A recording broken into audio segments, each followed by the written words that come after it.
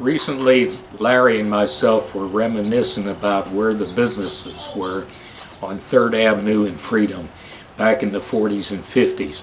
So let's take a look at what we decided. And then this 4th Avenue dead ended here. There was no road here. And these houses were not here. There's one house. Heckle's house is on the corner, and Plumber Bell built this brick house there, which is still standing today. My sister lived in that house, Flora Steele. And Mike Fash's house is right here. And this was just a big empty lot with the mausoleum in there. In fact, whenever Plumber Bell had this house built over here, they took the stone from the mausoleum and built the fireplace for that house. And you say that was a cemetery for the Vicar house? For the Vicar house, yeah. And now, do you know what happened to the burials there at the... No, the bodies in that, they moved them out, I think, at Oak Grove. I'm really going to swear to that. I don't really know. But the body, even when I was a kid, are gone. There was no bodies in that place. I can remember the mausoleum was a big, about big as this, half as big as this porch. And it was all made out of stone. Okay, now this building here on the corner is down here at the corner. That was... That's an ice plant. Mike Fash lived here, and he built this ice plant because he sold ice to the railroad for the refrigeration cars. Okay, but then the refrigeration cars started putting in their own refrigeration unit. Yeah, and they weren't using ice anymore. They just got a good refrigeration they could put in the boxcar. They didn't need the ice, so he went out of business. He never really got to make enough to pay for the building, really. Okay. Like that. Then later on, there was a repair garage in there at one time. A fellow had a repair garage, used to work on cars and paint. Different things were in that building afterwards. This is the corner of this is a big empty lot with a big house. This is the Oddfellows, right here, okay? And then, doesn't look like a street, but this was the street. They cut up this on an angle, went up the hill.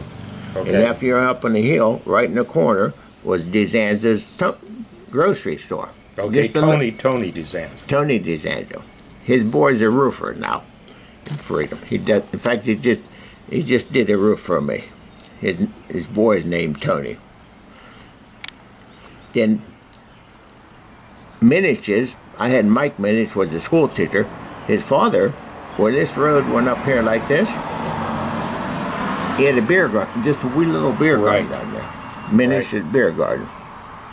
Mike Minich. Well, Mike Minich was his son. And yeah, Mike. And he took over.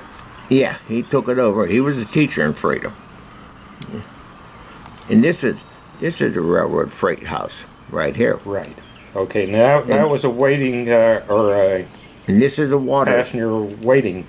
Yeah, and this is a water tower right here. You can't see it, but this corner right here. Yeah. That's a water tower. Water for the steam engines. Right. That's what that was. Yeah. Oh, that house is still there. They just rented out for apartments and that. Main street of Freedom, coming out of Freedom, okay? This here was, the empty lot here was Kaiser's hardware store. Okay. And right across the street here was the bar, and they call it Dan's Pool Room. My brothers remember more of that. They were older than me, because Carl always liked to play pool. That was Dan's Pool Room. This is Cartelli's house. And right next to Cartelli's house, where back in up till 1932, I lived. In the end of 32, my dad moved up on 10th Street, which is over here. Yeah. Yeah. Okay. Now point out Clayton Carver's barber shop. Okay. Carver's barber shop. Let's see where. Gotta go. Okay, here's it would have been in this house here. Right. Cutthroat, or C.T. Carver's, Cutthroat Carver. Okay. I never went to him. I went to Ernie Computer, but my Sam And Friday night, he got a job. He was in school, high school, and juniors, cleaning the floor. I'd go down to visit Sam, and he'd be in there mopping. Right, I remember Sam. Mopping the floor. There. Okay, Sliders Newsstand. And right across the street was the Miller, Ma Miller. She was a school teacher in Rochester. Okay. And then there's a big old house here one time on this whole corner, and they tore it down and built a Sunoco station in here. Right here. And this is the railroad station right over here. We call it the railroad freight station, Yeah. but the people waited there to go to a job, went to Pittsburgh every day. They waited there. Yeah, I think whenever you came back from Pittsburgh, you unloaded on that side. Yeah. then They had a wee little, just like a lean-to over here where you waited to go to Pittsburgh. Yes, you had to go under the subway and You had go to walk under the subway, right. to get to the other Yeah. waiting platform. So, then after that, you had, later on, before this, built the Sunoco station, there was another, when the big house was here, there was a gas station here. See, we had 2 pumps on the sidewalk, right here. In fact, the one time, Mrs. Langsdale, they getting gas in the car, and she pulled out before they took the nozzle out of the car, and she pulled the pump over. That's how strong hoses were back then. You know, today the hoses would have tore apart probably. Yeah. And then you had the Bishop Burgers right here. There's an alley here, went up, and this is Bishop Burger lived in there. And over here, the Keesing lived, and they had Langsdale, Dr. Langsdale had his dental shop right there. And this is the Lutheran Church, where Mr. Rex was the minister. And he lived in this house up here, big house.